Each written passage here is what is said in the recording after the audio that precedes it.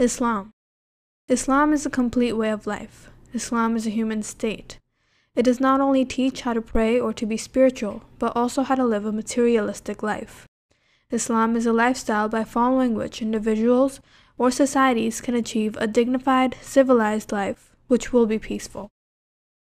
Many argue Islam is a religion of peace, love, equity, and many argue Islam is a religion of violence, hatred, and iniquity. Which claim is true, and who are right? If the claims are limited by both sides, one claiming peace and the other claiming violence, then Quran, the word of the God, will tell them both are wrong and untrue. The word of the God will tell them Islam, the way of life designed and designated by the God, is peace, love, equity, but also equally violence, hate, and iniquity. One might argue, isn't it paradoxical? But the truth is, there is no paradox, but only balance in Islam. Islam is maintained by the Quran, and the Quran teaches that good and evil are not equal. Oppressors and the oppressed are not equal. Piety, righteousness, and obscenity and unrighteousness are not equal. Therefore, Islam is a way of life where Muslims love, treat equally, and are peaceful towards all that is good, and hate, look down, and are violent against all that is evil. Many anti-Islamists allege that Islam is racist and intolerant towards those who are non-Muslims, and if anyone leaves Islam and becomes an apostate, are killed for no other reason but for leaving Islam. These are false allegations, and are only made to achieve instant fame, malign Islam, and to make happy some followers of other religions who are extreme in their religious views, and authenticate those ideas and get themselves rich. A simple analysis of this issue from the authentic source will clear the misconception and demonized view about Islam. The last 23 years of the life of Muhammad, the last messenger of the God, was prophetic, and the Quran was revealed in this period, and verses were revealed for different situations, which will be exemplary for the rest of mankind till the end of this world. The society in which Muhammad, the messenger of the God, was born was polytheistic in Mecca, and the messenger of the God and his followers had to leave Mecca because they were the minority and oppressed for monotheistic belief. The Muslims migrated to Medina where they had the freedom to practice Islam. There were different religions and cultures in Medina, and everyone had the liberty to practice their own thing. These societies joined together and formed a state under a single constitution known as the Constitution of Medina.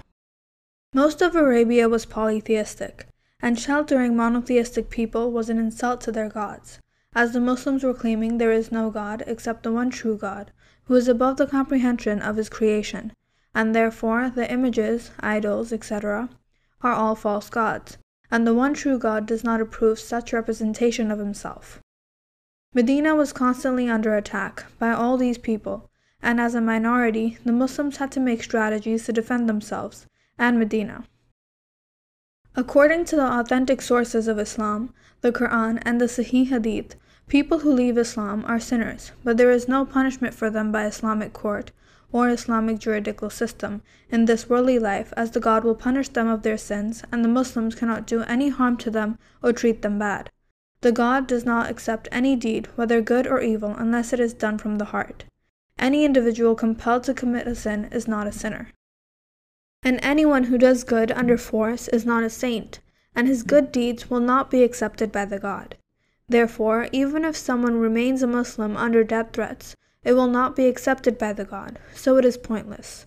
The worst people in Islam are those who recognize the truth and rightness, but refuse to accept it, known as kuffar, and the worst are those who are not Muslims at heart, but pretend to be Muslims, known as munafiq. The God has not designated any punishment for these sinners by human beings in the worldly life, as the God will punish them in the worldly life and in the afterlife. The God has only designated punishments for worldly crimes, like murder, treason, white collar, etc. No one was ever punished by the messenger of the God, Muhammad, for leaving Islam, but those who were punished were actually punished for treason. In fact, death penalty for treason is not a standard punishment in Islam, but absolutely based on situations. If we take a closer look at the Hadith, we will find that the messenger of the God Muhammad had set men free who had committed treason. So, if death penalty was a standard punishment in Islam prescribed by the God, the messenger of the God would not have the authority to set free men after treason. In Islam, all the laws are given by Allah, the God, and Muhammad is Allah's last and final messenger. The messengers and the Muslims have no power or authority to change the way of life which is prescribed by Allah. The messenger of the God, Muhammad, even said that if his own daughter committed crime, like stealing, she would have to be punished by the laws prescribed by Allah. Death penalty for treason is justifiable, because it will prevent the cause for more deaths, and proper fate for a betrayer who backstabbed his own people and joined the enemy to rule and kill his own people. The death penalty is a dreadful penalty, which also works as deterrence, which prevents and frightens people from treason. Considering the situation of Medina at the time of the messenger of the God Muhammad, which was consistently under attack by the majority of Arabia, death penalty for treason was the most practical solution. And death penalty for treason was not just limited to those who were Muslims, but this punishment was also given to those who were never a Muslim. Therefore, to say that if anyone leaves Islam, the punishment is death penalty is ridiculous. Furthermore, if we look at the world statistics, we will find that there are non-Muslim majority countries who also give death penalty for treason. People who spread lies in the societies are the greatest enemy of the societies. People are different with different ideas, but the majority are capable to coexist together in peace, with the difference. These evil liars want to create enmity and hatred among people and make a place for themselves to appear useful, get rich, and famous.